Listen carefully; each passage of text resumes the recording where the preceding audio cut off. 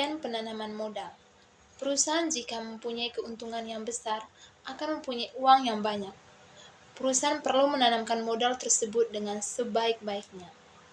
Penanaman modal penting bagi perusahaan karena penanaman modal berkaitan dengan keterikatan sumber daya perusahaan dalam jumlah relatif besar, jangka waktu relatif lama dan masa yang akan datang penuh dengan ketidakpastian.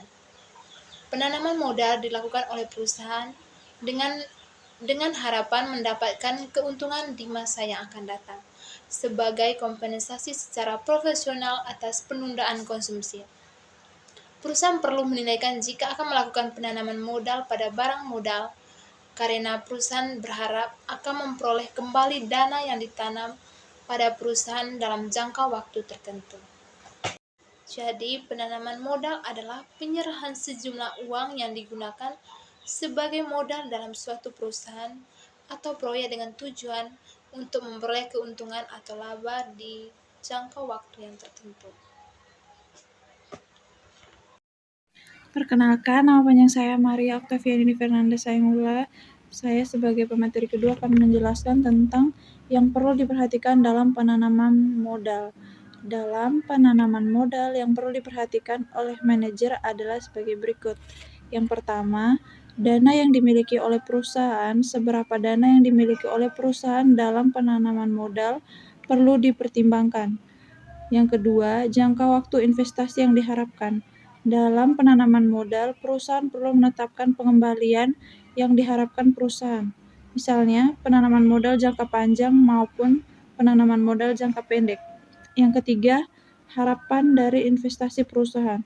Ada dua maksud yang di mana perusahaan menanamkan modal perusahaan. Yang pertama, penanaman modal yang tidak menghasilkan laba, yaitu perusahaan mengeluarkan uang untuk memenuhi persyaratan yang dianjurkan oleh pemerintah. Misalnya, perusahaan yang bergerak di bidang pembuatan bahan kimia. Bahan perusahaan itu menggunakan uangnya untuk membuat pembuangan limbah yang layak. Yang kedua, penanaman modal yang menghasilkan laba. Penanaman modal yang menghasilkan laba juga dibagi menjadi dua, yaitu yang pertama sulit diukur. Penanaman modal ini keuntungannya sulit diukur. Misalnya, perusahaan melakukan riset dan penelitian untuk mengembangkan produk. Yang kedua, dapat diukur. Penanaman modal ini keuntungannya dapat diukur. Misalnya, penanaman modal untuk memperluas usaha. Baik, perkenalkan nama saya Maria Sadue. Saya akan menjelaskan mengenai metode-metode dalam menilai investasi. Bagian A, payback period, adalah metode penanaman modal dengan memperhitungkan jangka waktu atau periode yang diperlukan di mana uang yang sudah dikeluarkan tersebut dapat menutup kembali pengeluaran investasi. Rumus yang digunakan adalah payback periode sama dengan modal yang ditanamkan per aliran kas yang berasal dari operasi. Aliran kas yang berasal dari operasi dapat berupa penghematan tunai per tahun atau laba tunai atau laba bersih setelah dipotong pajak ditambah depresiasi. Kelebihannya yang pertama, metode payback period mudah dan sederhana. Yang kedua, memberikan informasi mengenai lamanya break-even project. Yang ketiga, dapat digunakan sebagai alat pertimbangan risiko. Makin pendek payback periodenya, maka semakin pendek pula risiko kerugiannya. Yang berikut kelemahan. Yang pertama, tidak mempertimbangkan nilai waktu uang, yaitu nilai waktu uang adalah suatu konsep yang menyatakan bahwa nilai uang sekarang akan lebih berharga daripada nilai uang masa yang akan datang atau perbedaan nilai uang sekarang dan masa mendatang. Sekian dan terima kasih. Terima kasih atas kesempatan yang diberikan kepada saya. Perkenalkan, nama lengkap saya Maria Yosefina Beku. Di sini saya akan menjelaskan tentang Net Present Value atau NPV dan Present Value atau PV.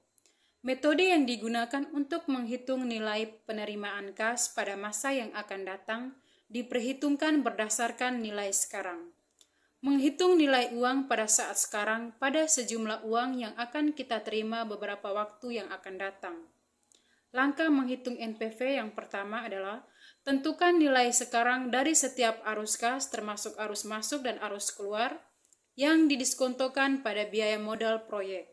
Yang kedua, jumlahkan arus kas yang didiskontokan ini. Hasil ini didefinisikan sebagai NPV proyek. Yang ketiga, jika NPV adalah positif, maka proyek harus diterima, sementara jika NPV adalah negatif, maka proyek itu harus ditolak. Jika dua proyek dengan NPV positif adalah mutually eksklusif, maka salah satu dengan nilai NPV terbesar harus dipilih. NPV sebesar 0 menyiratkan bahwa arus kas proyek sudah mencukupi untuk membayar kembali modal yang diinvestasikan dan memberikan tingkat pengembalian yang diperlukan atas modal tersebut. Jika proyek memiliki NPV positif, maka proyek tersebut menghasilkan lebih banyak kas dari yang dibutuhkan untuk menutup utang dan memberikan pengembalian yang diperlukan kepada pemegang saham perusahaan. NPV berguna untuk menghitung net present value dari suatu deret aliran kas di masa yang akan datang pada suatu tingkat bunga, sedangkan PV berguna untuk menghitung nilai sekarang atau present value dari suatu deret angsuran seragam di masa yang akan datang dan suatu jumlah tunggal yang telah disamaratakan pada akhir periode pada suatu tingkat bunga. Perbedaan utama antara fungsi PV dan NPV adalah PV bisa digunakan pada awal atau akhir periode dari suatu aliran kas. PV mengharuskan semua nilai sama, sedangkan NPV nilai-nilai bisa bervariasi. Rumus present value atau PV adalah PV sama dengan F kali V per 1 tambah R pangkat N, di mana FV sama dengan future value atau nilai pada akhir tahun ke N, PV sama dengan nilai sekarang atau nilai pada tahun ke 0,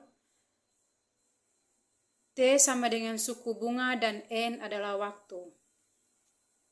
Perkenalkan, nama saya Mariana Vitalia Riko. Saya dari kelas 4A D4 Akuntansi Sektor Publik. Di sini saya sebagai pemateri 4. Internal Rate of Return atau IRR. Internal Rate of Return atau IRR adalah metode perhitungan investasi dengan menghitung tingkat bunga yang menyamakan nilai sekarang investasi dengan nilai sekarang dari penerimaan kas bersih, di mana datang internal rate return adalah tingkat bunga yang menyamakan present value kas yang diharapkan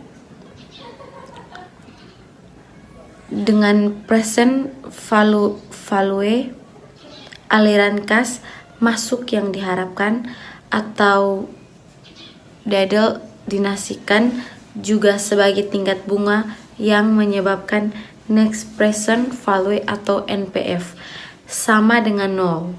IRR adalah tingkat bunga yang akan menyediakan jumlah nilai sekarang dari proses sama dengan nilai sekarang dari outlet.